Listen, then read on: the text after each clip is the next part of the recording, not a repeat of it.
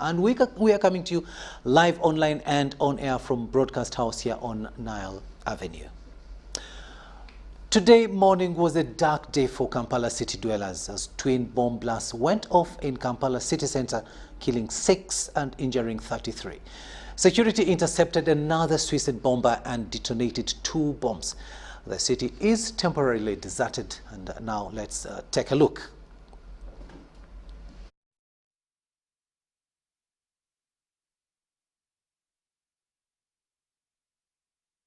Windows and left cars burning on Parliamentary Avenue and Buganda Road in Kampala.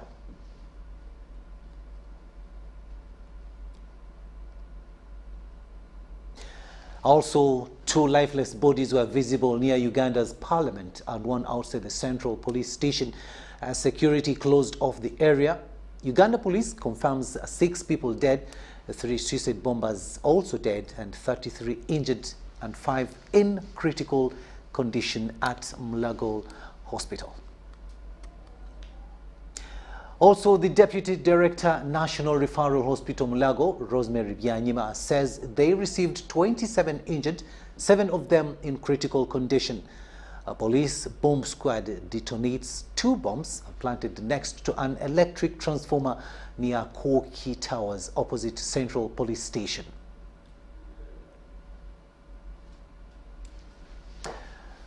Uganda police or associates twin bombing of Kampala to ADF rebels. Also, Kampala city roads temporarily cordoned off. UPDF takes control of city center.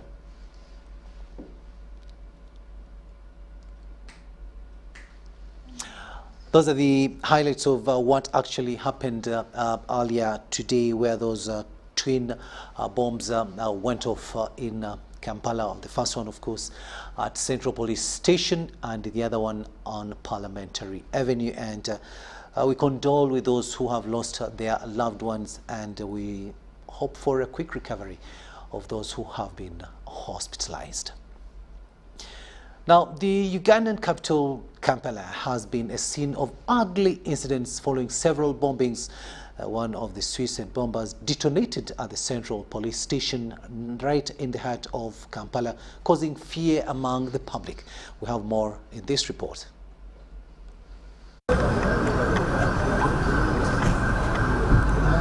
Under normal circumstances, every Ugandan knows that the Central Police Station in Kampala is one of the most secure places in this country. But alas, today has proved us wrong with a bomb blast that claimed lives and injured scores.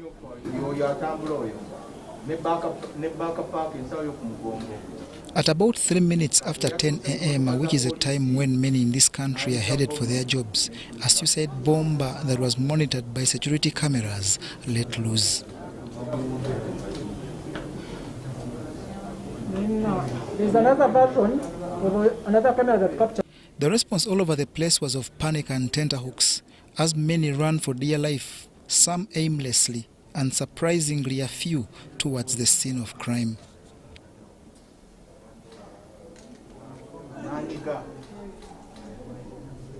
That first blast killed several and injured scores, leading police to use all its devices, including sniffer dogs, that sensed one at Kochi Plaza, which was wrapped like a gift.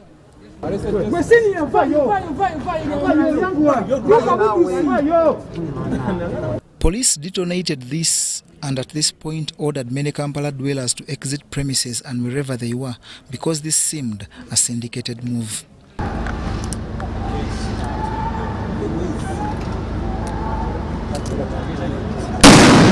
After a little while, like in real response to such calamity, a few of them, including Kampala Central Division Mayor Salim Uhuru, arrived at the scene of the first and then proceeded to others. It's very unfortunate. We are in tears in Kampala Central. It happened to be a joke. People just took it as a joke, but now it is a reality. I was within the city center when the first bomb took off, and the second one, as I talk now, we're here near Parliament. And you have seen the area they have chosen are key spots.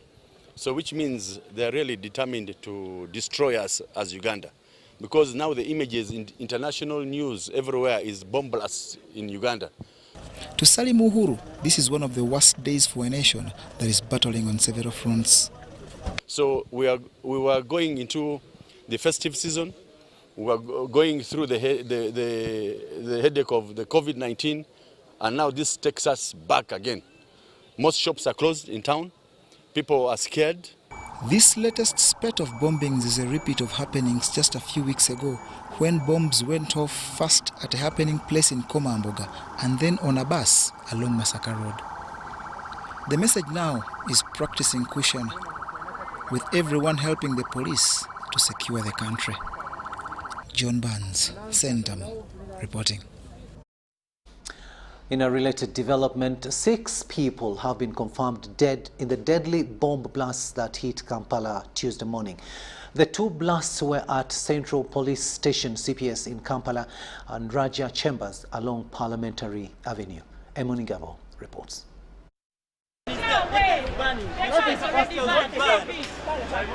A Tuesday that started like any other, a morning that cannot be forgotten. A bomb blast between Raja Chambers and Jubilee Towers paralyzed business along Parliamentary Avenue.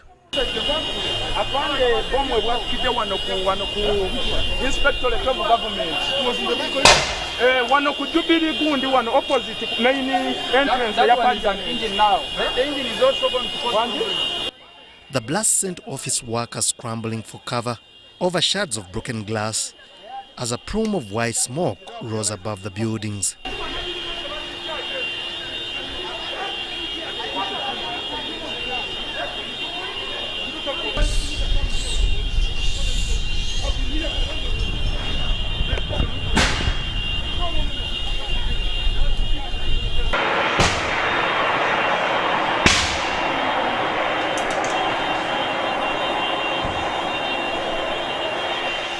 Cars parked along Raja Chambers went to frames, confusion and panic from the natives, injuries all in the same frame, with cries calling for rescue.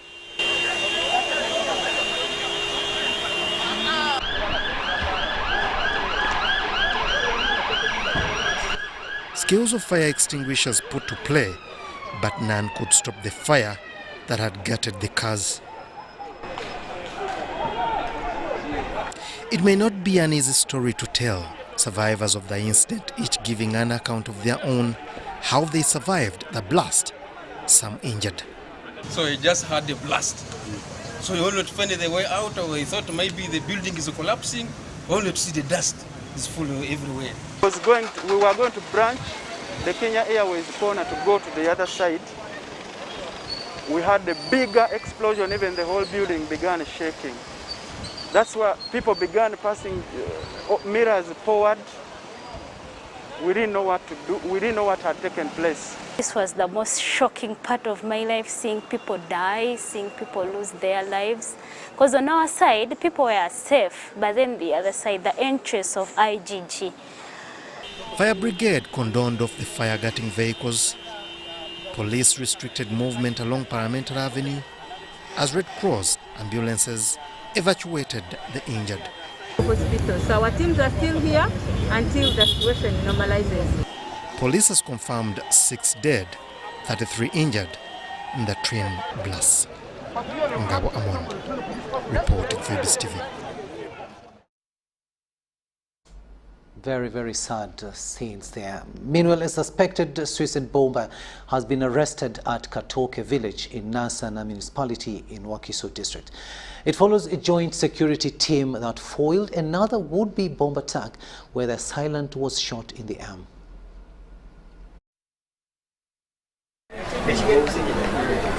A joint counter-terrorism and bomb squad team foiled another bomb attack after a twin blast area in a Kampala business center. The incident happened at Katoke village, a few yards from Katoke Trading Center in Nasana municipality.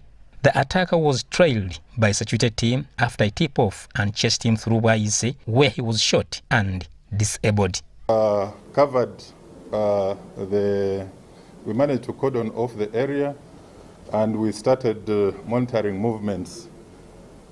We managed also to pursue a 4th suicide bomb attacker and gave him a very good chase up to Waise, where we shot and disabled him and managed to arrest him. He's only identified as Mose. Earlier on, the bomb squad had been deployed, cordoned off the crime scene. After apprehending the suspect, police went to his home and searched a room he had rented 1 week ago. Went and managed to also search his home, where we recovered an unexploded suicide jacket and other related explosive devices. That is at Nansana Katoke at his home. It has been taken over by the bomb squad, but we are now pursuing other members of the terror groups. Bomb experts were dispatched to the crime scene to carry out the investigations and found a bomb which was detonated at the crime scene. Security operatives were deployed to oversee the crime scene.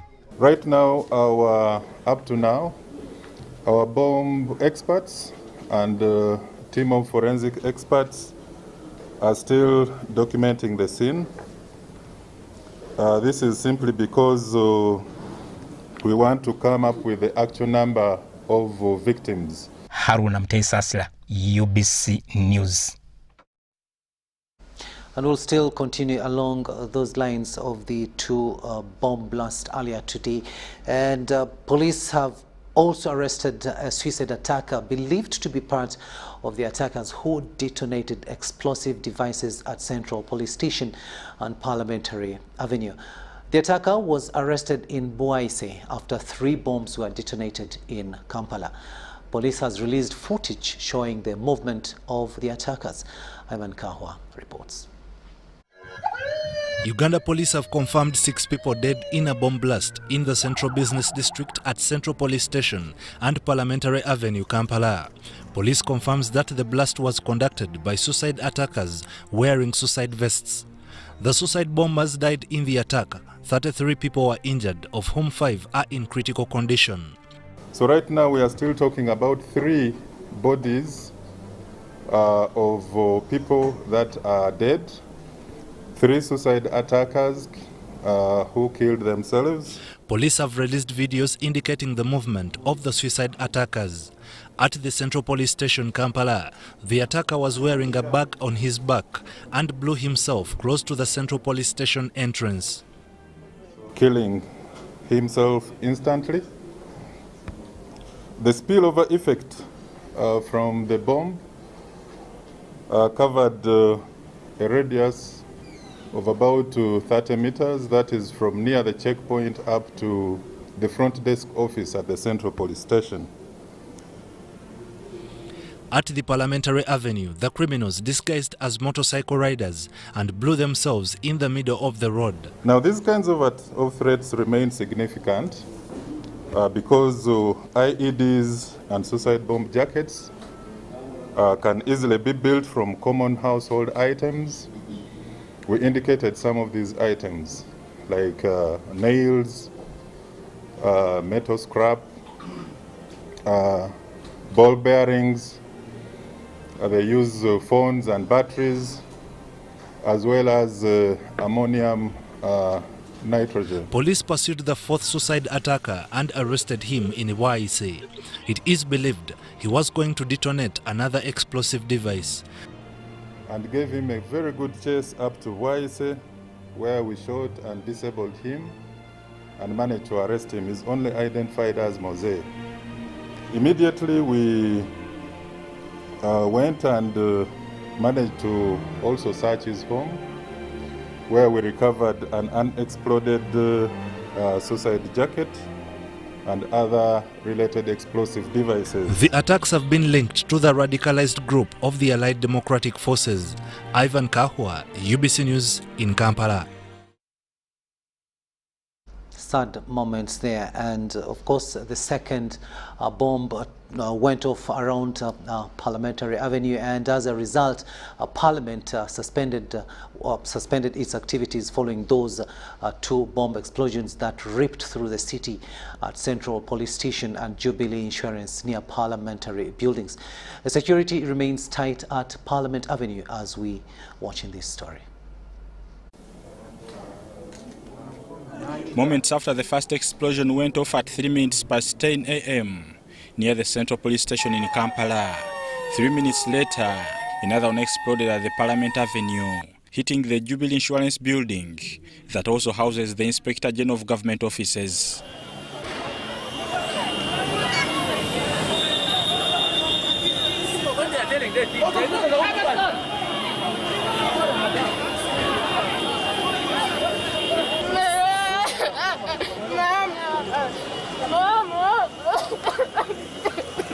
The scene of crime is just a few meters from Parliament of Uganda, where legislators had turned up for business. The commandant of the Presidential Police Guard, Lieutenant Colonel Charity Bainababo, who is among the 10 UPDF representatives in Parliament, urged colleagues to stay calm. When we're not in a panic like that, when you're supposed to instill calm, what's wrong? Relax.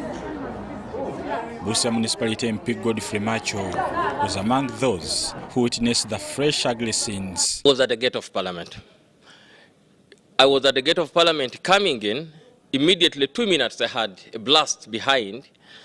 And when I looked over, I saw a lot of smoke.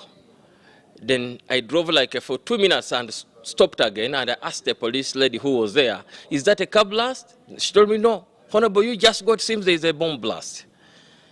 I was terrified. I had to drive and go into the parking. And we were in a meeting, actually, when we first had the first one, and the most aggressive second explosion, which was just close to us at Jubilee Insurance.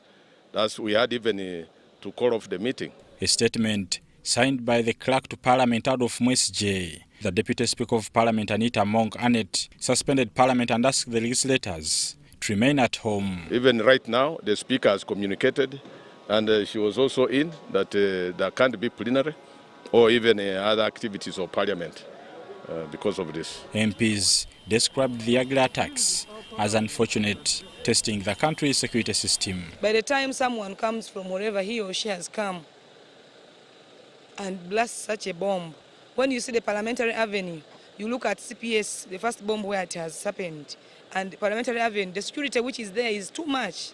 The camera. And even reaching Parliament alone, you could see human flesh at the gate. This tells you that the degree of this level needs a deeper investigation. And the security people should not just take this thing lightly. Because it could be maybe that these people who are trying to plant bombs in the city could be trying to test the depth of the water.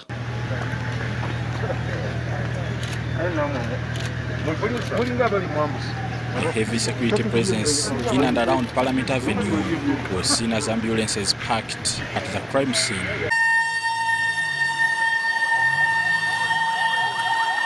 Security sealed off Parliament of Uganda building, and all the roads leading to and from the house remained closed. Bernard Higa, UBC News. Thanks, Bernard, for that report there. Meanwhile, survivors of the Tuesday, 16th November 2021 bombings in Kampala are in agony following a horrific incident that saw some dead and others injured. Now, some attribute their survival to the grace of the Almighty God.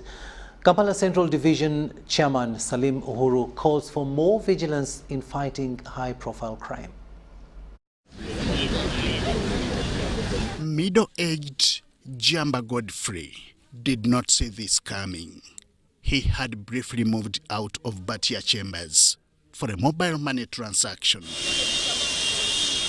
It is an act of terrorism that paralyzed business on Parliament Avenue in Kampala.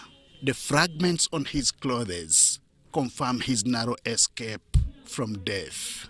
So the second burst found me outside and I fell down. I started crawling like a baby. I came behind here just to look at myself to see if I've got any problem. I saw I had this. Jamba did not survive this alone. Seen scampering for safety from the scene is Tumwesje Phoebe, an employee of Canadian consulate. Alongside others, her own tale of survival is horrifying and tense. Waliwo n'omukyala gwe tubadde tufuluma naye ennyama y'entumbwe evuddeko ku ggumba n'ereebeeta bambi. N'abalala tubadde nabaawo nga bafunye pressure babatutte. Ambulance ze n'ebatwala. Unawulira omundi ogwokubiri ifena ne tufuluma naye twafulume wabweyo. Ne tulabanga abakyala n'abaami n'abaana n'abakadde bonna nga bali mu kudduka emisinde mingi. Security personnel on alert, ambulances on move, and survivors in trauma is a situation that saw medical personnel swing into action. Youthful Mariam Namudu was part of the medical team here, meant to save a life or two. So they are still looking out if there is any other incidents that are, or maybe some people are still alive or they're dead, so they are still sorting out everything. But the situation is under control. It is a situation that calls for vigilance to prevent similar occurrences in future. And it's very unfortunate, one of my friends, a police officer called Katongole, has died. I'll confirm that, but the rest will be by police. So it's very unfortunate, and I condemn it as the Mayor Kampala Central. I condemn such acts because Uganda, we should love Uganda. We should not destroy Uganda. Parliament Avenue is now a no-go area, with vital installations in and around closed indefinitely. Henry Okrut, UBC.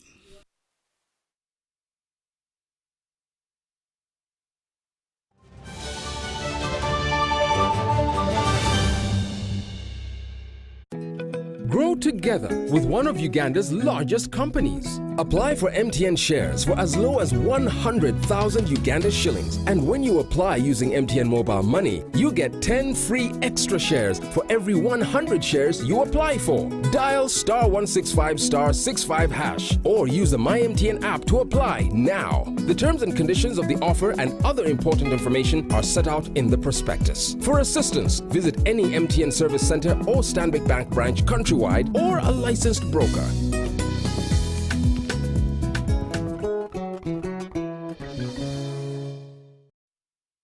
It's the festive season and we love it. And that means it's time to celebrate with GoTV. Come with me. So get your GoCoder and GoTV value for 25,000 shillings to watch with the whole family. And if you're feeling extra festive, upgrade to our best package yet, GoTV Super. Something to look forward to. Download the My GoTV app for more information. Super. We all deserve a super festive season. And with GoTV, there's every reason to love it.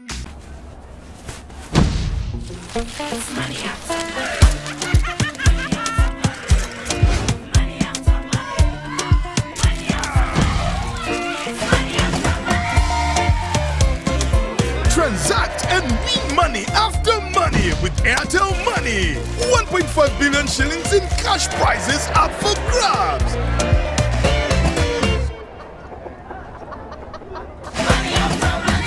The more you transact, the higher your chances of winning. Airtel Money. Instant, secure, borderless.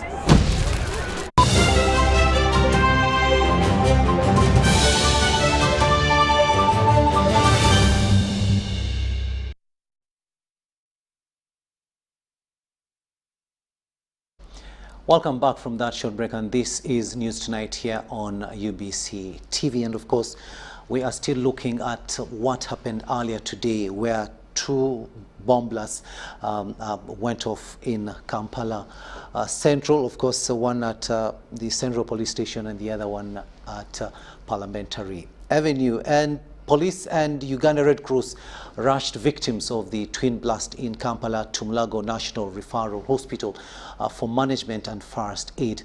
Among the casualties were majorly police officers. Robert Onyango gives us more. The Thursday 16th November blast in Kampala have left confusion in the city centre and attracting fears and tears from the public. Those who escaped with serious and minor injuries from the two bomb blast scenes were rushed to Mulago National Referral Hospital for management.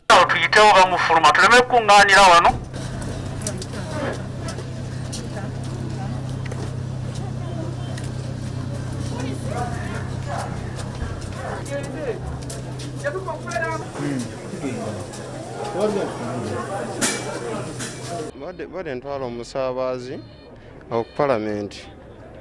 Kati mwe bade nakimirako bwento agenda avaako bomo n'enkuba. Ngampulira ekibwatuka nange ninga oni fighting era sabitegedde nabitegeera sabitegedde bulungi. Saabazi simanyi na gyali. Zenkubye ninga mu piki munda nimbeera omwo. Era ni okoseddwa wa koseddwa wano ku ttama n'omusumaali gusigaddeyo. Here at Mulago Hospital, both police and medics worked tirelessly to save a life.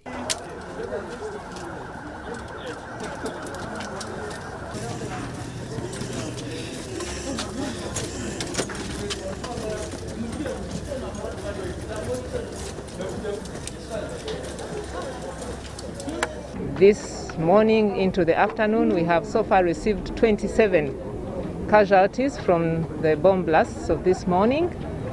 All our patients are alive.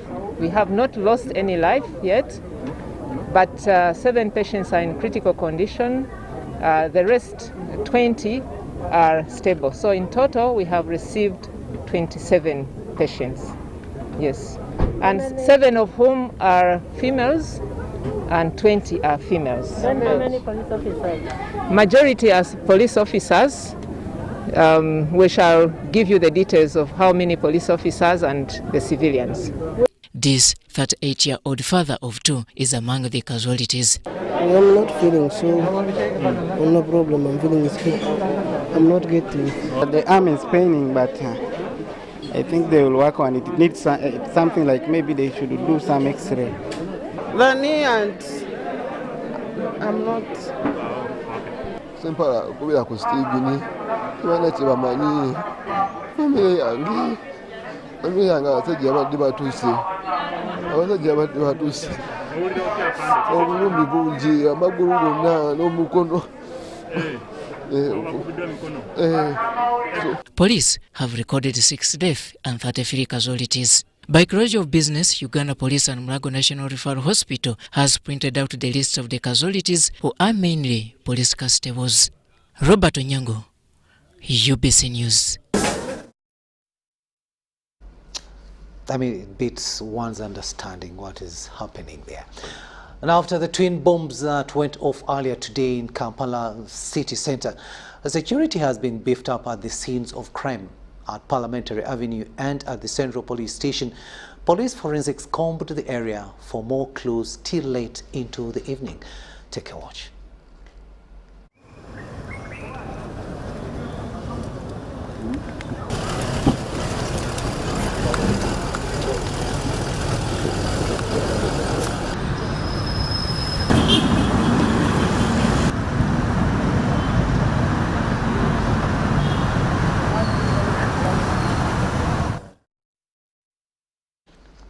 And that is what happened there.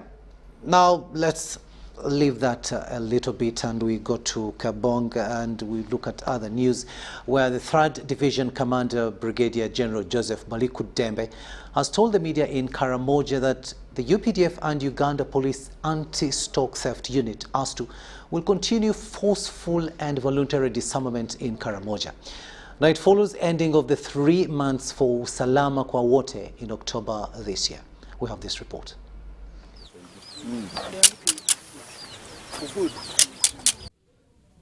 Kabong district has 4 sub-counties where notorious armed warriors based to terrorize the entire Karamoja and neighbors. This has increased insecurity in Kabong district where most people are robbed and others murdered. Leaders in Kathiri South sub-county decried the insecurity in the area, which has caused some leaders to migrate. It's bad. The situation is worse. Healthy one. Even if you are a current leader, you don't enjoy sleep. The LC one, he has just come back from Lojoro. Tried to hide himself from the England place. He was also followed there. Steve from Amok also was anted. He went to Kabong. He suffered. He came back. He said, "Let me go and die." The area chairperson, Achuka Abraham, had threatened to resign due to death threats. I've been hunted for everything. It was just yesterday whereby someone did not come to my home. I've been crying, calling. One day, I will not come. Then I will resign from work. At Loisi Primary School In Kathele South, the 3rd Division Commander, Brigadier General Joseph Balikudembe, addressed residents urging the Karamojongs to cooperate. Balikudembe says UPDF will use Air Force and members in the disarmament. Chopper, the helicopters, looking for those thugs that are hiding in these hills. You have seen also some new vehicles you have never seen. Have some night capability that will be seeing these criminals in the night. The RDC Kabong, Captain Chris Mike Okiria, urged residents to report insecurity cases in time. We should pass accurate, timely and reliable information to the Army, Papa Capel, the Brigade IO, so that on any insecurity, so that the Army can act very quickly to that information. Meanwhile, over 10 people were arrested in a cordon and search operation conducted by UPDF and Stock Theft Unit in Narogosi Parish in Loleila Sub-County in Kabong District.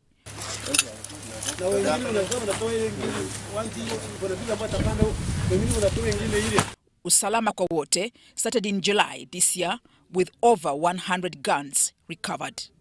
Mutonyi Hilda and Maureen Iga, UBC. And we'll remain in Karamoja momentarily, and leaders in the area are on a learning visit for Crow leaders in a mindset change intervention. Now, last week, a delegation from Karamoja visited Lira City to interact with the leaders and investors there for partnership to create jobs for the Karasunas, who are the youth in the region. Nabilatuk District LC5 Chairperson Paul Lokol says many youth have resorted to rustling. Karamoja is a hotspot for insecurity and has had a cycle of food insecurity. Through the government disarmament program, security returned in Karamoja and has been connected to the rest of the country, although rustling is returning. Leaders believe mindset change will cure Karamoja's cattle rustling. The Justice and Peace Commission of Karamoja organized a 3-day exposure visit to Lira City to promote peace and trade between the two sub-regions. So that the mindset from cattle rustling should change to industrialization, to agriculture, to feed the industry, and to trade. We now think that Karamoja is not poor, it's just the mindset. Some people told us we are poor and we decided to get discouraged. For now, we have seen what is happening in Lira. The team had several meetings in Lira before touring several factories for partnership and Lira University. When we decide to work together as a team in our respective local governments, surely we will be able to deliver services to our people. Take advantage as leaders and let the people know that besides keeping animals, we must create wealth. The Karamojong are descendants of Nyametom of Ethiopia, a nomadic pastoralist community who migrated south around 1600 AD in search of permanent grazing land and water for livestock. Eddie Olua for UBC News in Lira City. Eddie in Lira City, thank you so much for that story there. Now, the GA armed cattle warriors have killed 42 people in Kotido district in the last 30 days. Kotido RDC Ambrose Honoria says the warriors also raided over 50,000 cattle from the neighboring districts, as we hear in this report.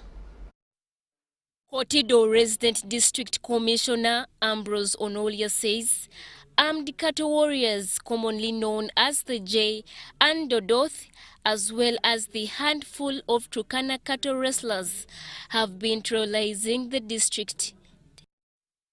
The District Security Commissioner has restricted night movements in the area, especially along the Kotido-Moroto Road, to curb the attacks and killings. The people who have practically died are about 42 warriors themselves, but also in other scenarios we have lost people because the warriors have attacked the homes of those people whom they think are responsible to government or give information to government.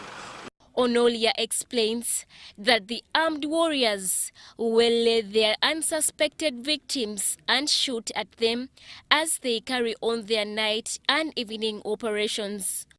Movements along the road, both on foot and automotive, is only allowed between 8:30 a.m. in the morning and 4 p.m. in the evening. And currently, as I speak to you now, the road between Kotido and Moroto is not very good, and we do not advise people to use it before 8 a.m.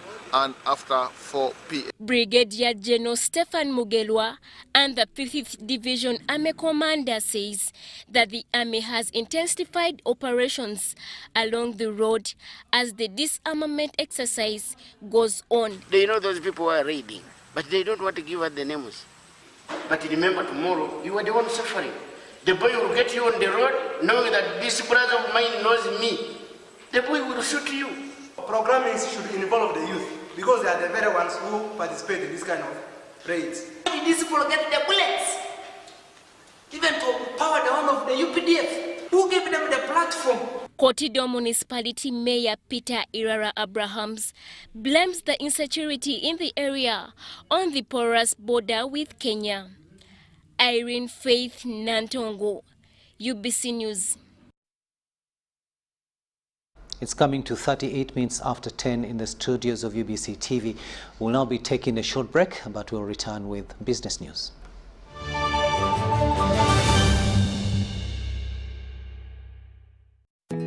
Grow together with one of Uganda's largest companies. Apply for MTN shares for as low as 100,000 Uganda shillings. And when you apply using MTN Mobile Money, you get 10 free extra shares for every 100 shares you apply for. Dial *165*65# or use the MyMTN app to apply now. The terms and conditions of the offer and other important information are set out in the prospectus. For assistance, visit any MTN service center or Stanbic Bank branch countrywide or a licensed broker.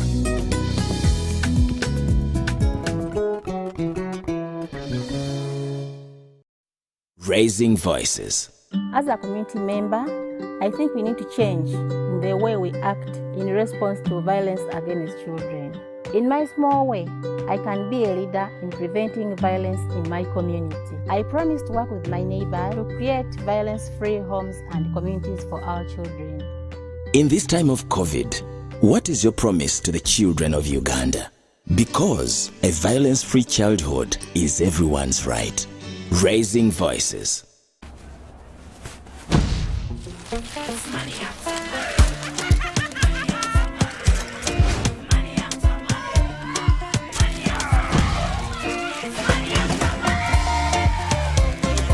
Transact and win money after money with Airtel Money. 1.5 billion shillings in cash prizes up for grabs.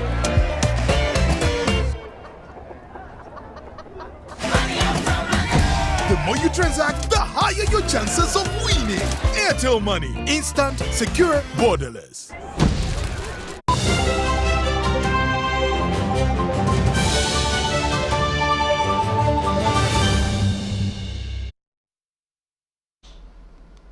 Welcome back from that short break, and this is News Tonight here on UBC TV.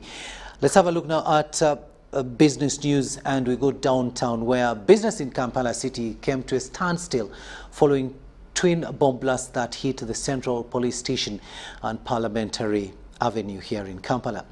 The business fraternity was paralyzed following security deployments along Kampala, Jinja and Bombo roads.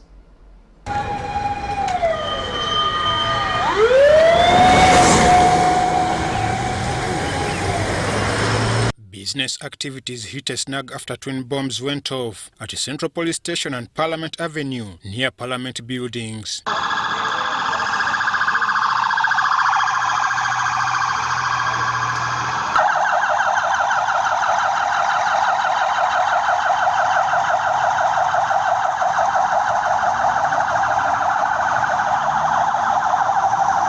Police said there were 3 suicide bombers who died in the attack, with 33 people injured.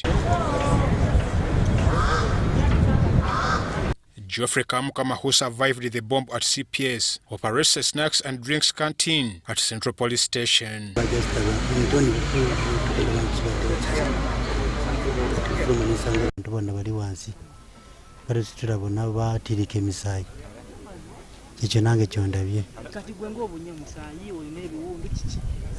Sina biwundu kuja kumali nsitula babadde bakosiddwa tubateeka ku CPS.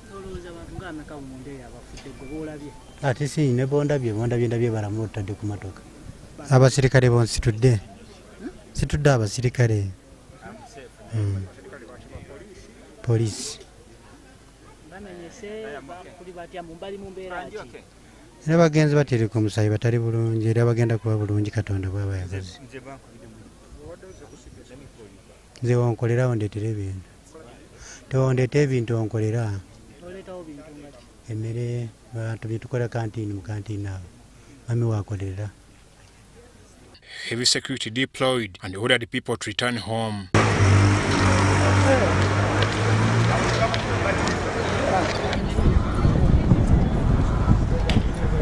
Along Parliamentary Avenue, Kampala, Jinja and Bombo roads, business was on a standstill as traders closed the shops and returned home. However, downtown Kampala, business was normal for traders and vendors.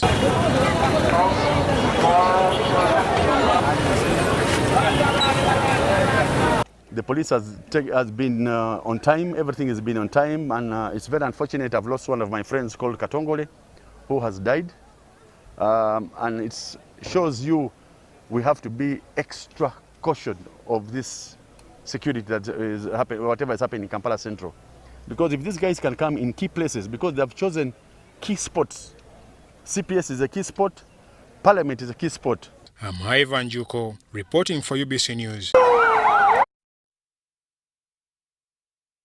The United Kingdom Trade Envoy to Uganda, Lord Dola Popat, says the UK government will fund more industrial projects in Uganda.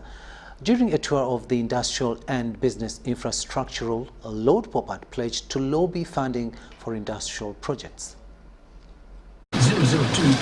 In 2018, Government of Uganda sought a facility from the United Kingdom Export Finance to build key enabling infrastructure in Namave Industrial Park. A memorandum of understanding was signed between the Government of Uganda and Lagan Group Limited for the development of the park.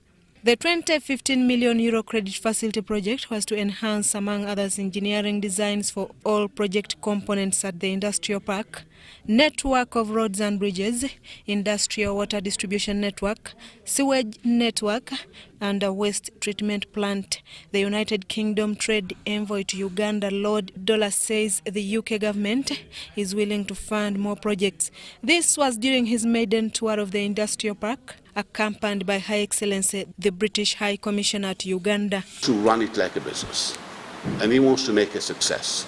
And if we can make a success here, Lagan can have 5 parks a year, continue that relationship, and we've got the money available to lend it to the Ugandan government.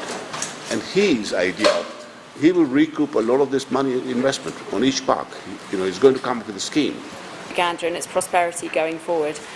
So I look forward to seeing the future endeavours of the park and how it progresses over the next few years. With overall progress at 17%, expected to be complete by 2024, the project was affected by a number of issues, including right of access, funding, and the outbreak of COVID-19. So that also affected the mobilization of the project. But if you notice, last week the Permanent Secretary of Treasury also visited the park here with the contractor, with Lord Popat, with UIA. We are now very clear that this project is getting back on schedule, and we shall ensure that we meet the work schedule of the project. Similarly, other challenges included encroachment of gazette boundaries by some industrialists that brought about issues of right-of-way. The project has run behind schedule by 6 months from its anticipated time of completion. Mukiza says all is being done to ensure the project is complete within the time frame. The project is moving swiftly on, and he's quite comfortable, I believe, that we will achieve what was agreed upon in the work schedule for this project. In totality, however, Uganda Investment Authority is responsible for the development of the project, and Lagan.Namave Limited is the company contracted to provide construction services for the project. Story compiled by Andrew Sebira for UBC News. Now, the Liaoning province of China has collaborated with Busoga Consortium for Development to support, uplift and remove any would-be barriers of trade and facilitate investment between the two partners. The patron, Busoga Consortium for Development and First Deputy Prime Minister, also Minister for EAC Affairs, Rebecca Alitwala Kadaga, urged local government leadership to embrace this opportunity and give people a good welfare.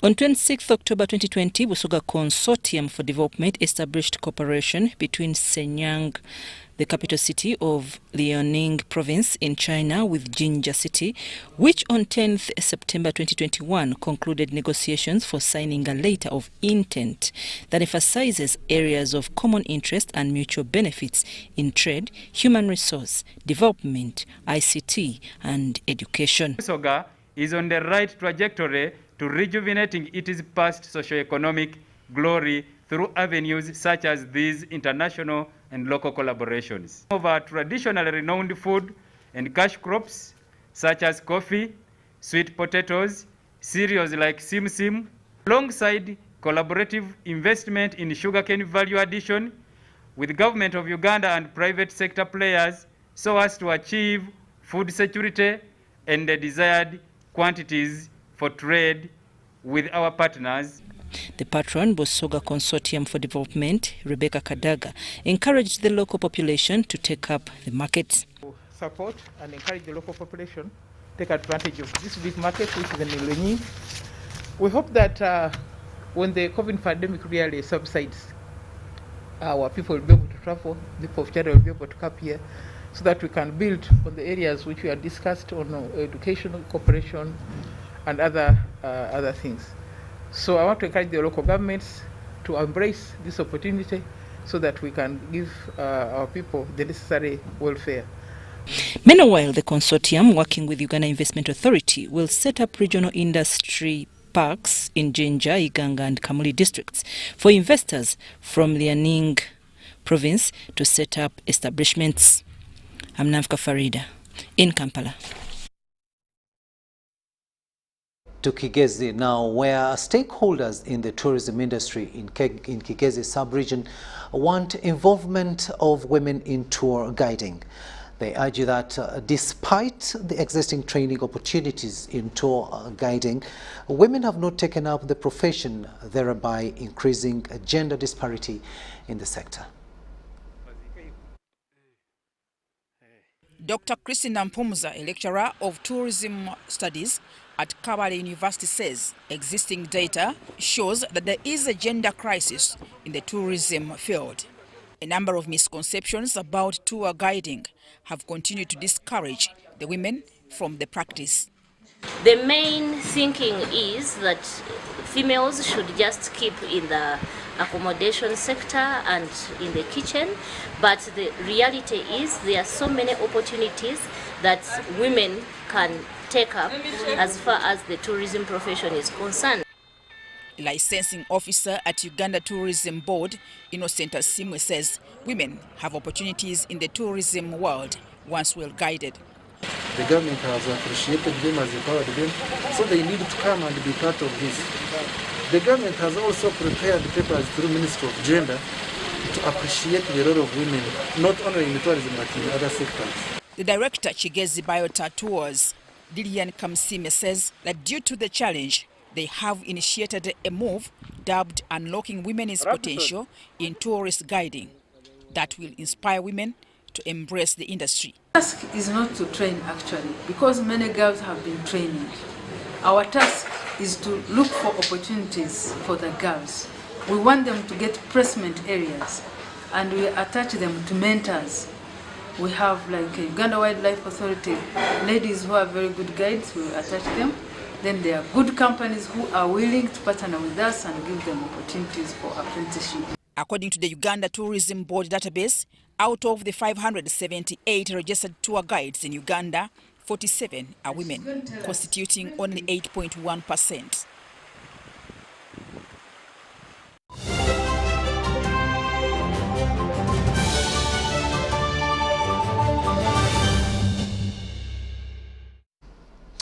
Sports news now, and we begin with netball, where Uganda has completed in second position at the Africa Netball Cup that has climaxed in Namibia. In the final game, Uganda rallied to secure a point during a 44-all draw with Malawi, with whom the two nations were chasing that coveted silver medal.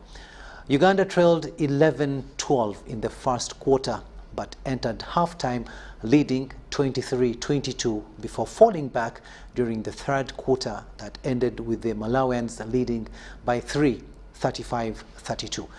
A splendid final quarter display revealed a fighting spirit and zeal for success never seen before, as the She-Cranes rallied and secured a 44-all draw against all odds. Earlier, South Africa had beaten Namibia 65-39 to seal the championship, unbeaten after 8 games and on 16 points. The Africa Netball Cup was for 9 nations and ranked points as African teams seek passage into upcoming international engagements like the Commonwealth Games.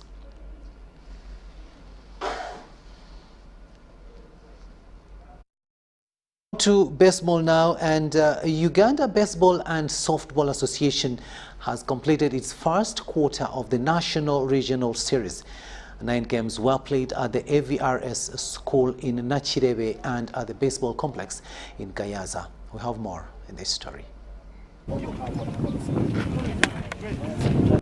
As Uganda adapts to living with COVID-19, Uganda Baseball and Softball Association has started the National Regional Series. Action was at the AVRS school in Nakirebe and at the baseball complex in Gayaza.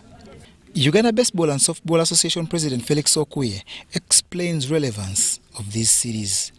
We believe that the players will be having quite enough competitive time, which will give them opportunity to become better and position us better. As a nation, we are thriving and striving to see that we come to the top in Africa as the #1 baseballing country. 4 teams, Central, Eastern, Northern and the Elite Dodgers Academy, are entered for this series that will complete in April next year.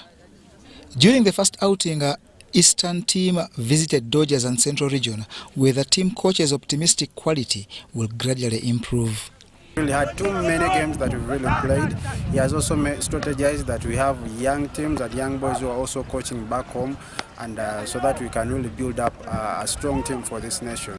The games were watched by Japanese baseball expert Yu Tiasoka and an American scout and international coach Tom Gillespie, whose optimism about Uganda is a welcome gesture. There is a big gap or difference between top level of even Japan or US or even to South Africa currently. But I think when I consider about age, when I see the young ages like teenagers, I think Uganda has a lot of potential. There's millions of players all over the world that play baseball and play at a high level and compete at a high level.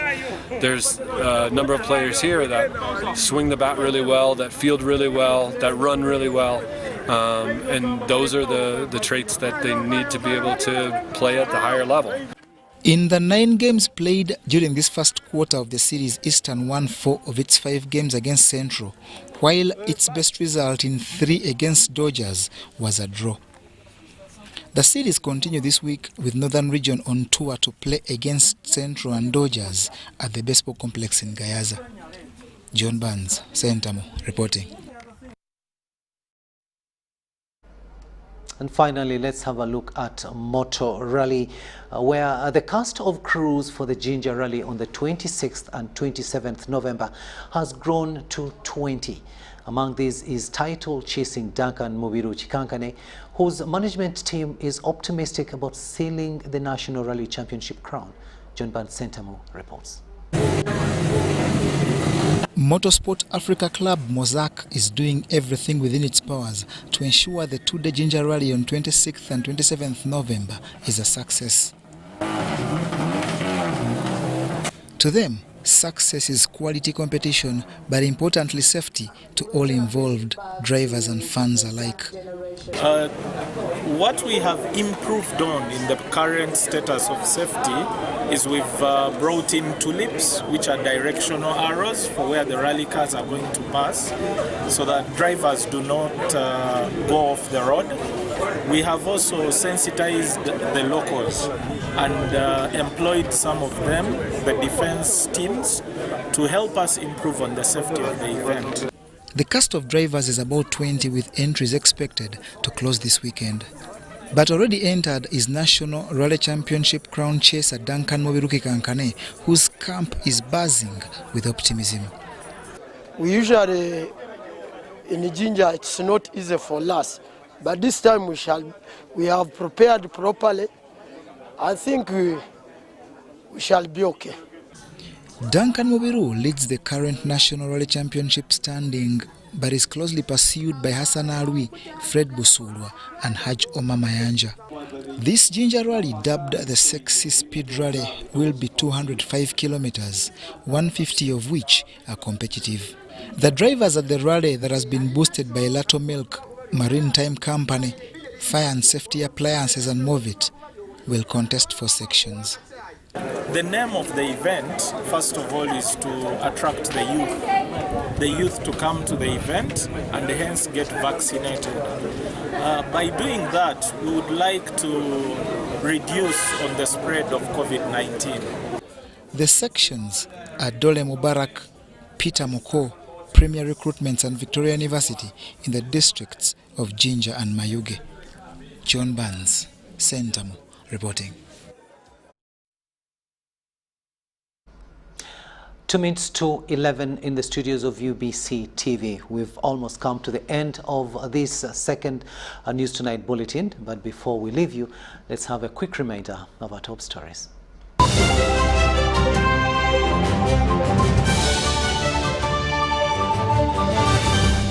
Brought to you by How to get points. Just use MTN to make calls, send SMS, load airtime, buy bundles, or pay for MTN subscription services. Everywhere you go, MTN. Night, 6 dead, 33 injured in Kampala city center twin bomb blasts. Police detonates 2 other bombs in Nansana municipality. Also, police links bomb attacks to allied democratic forces, cautions the public on safety. And security deploys heavily in city center, cordons off scenes of crime. Was brought to you by Everywhere you go, MTN.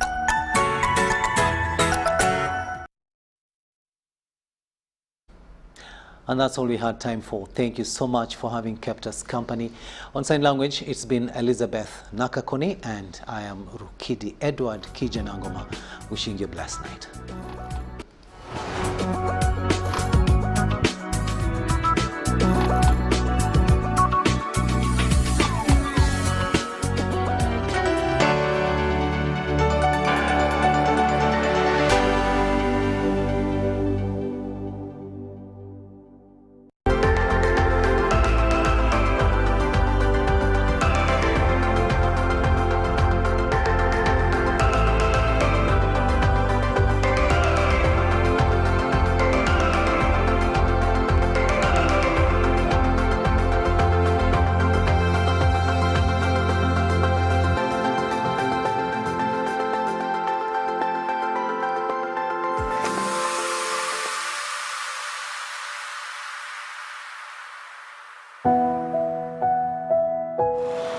Have you ever wondered why we were all immunized when we were born of polio? Do you know why it was called an incommunicable disease? Welcome to the Rotary Moment on this World Polio Day.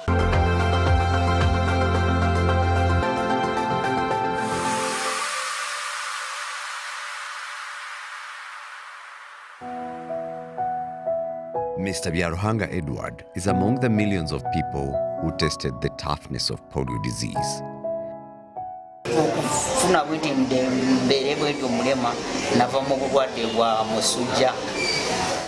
At the age of 3, he suffered from what seemed to be fever with a sore throat and headache.